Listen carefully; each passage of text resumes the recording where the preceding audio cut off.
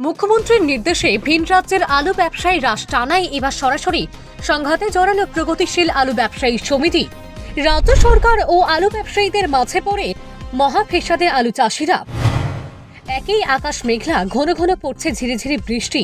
নিম্নচাপের জেরে চাষিদের একই মাথায় হাত, তার উপর কোল্ড স্টোরেজে আলু কেনাবেচা বন্ধ হতে চলেছে, আর যার জেরে মহা সমস্যায় কৃষকেরা। আগামীকাল অর্থাৎ সোমবার থেকে একেবারে আলু কেনাবেচা বন্ধ করে দেবে হুঁশিয়ারি দিয়েছেন প্রগতিশীল আলু ব্যবসায়ী সমিতি।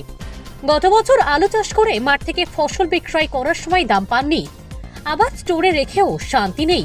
একই আলু লাগানোর সময় 40 থেকে 50 কেজির আলুর বস্তা পিছু দাম 2 থেকে 2,500 টাকায় কিনতে হয়েছে।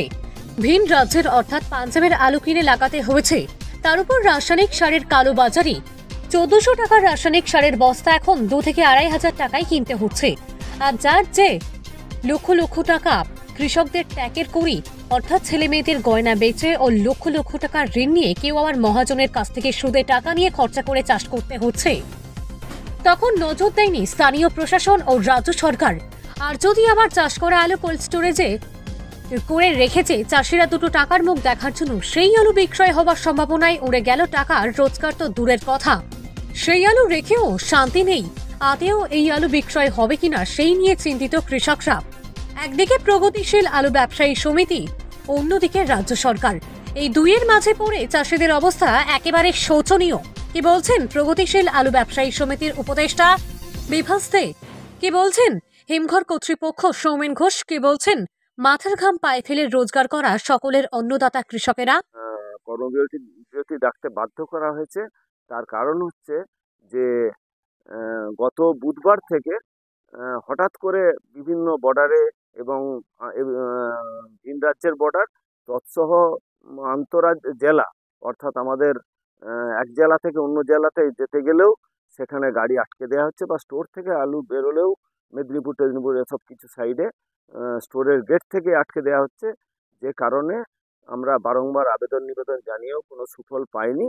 গতকাল আমরা তারকেশ্বরে আমাদের ব্যবসায়ী সমিতির হলে একটি সভা করেছিলাম।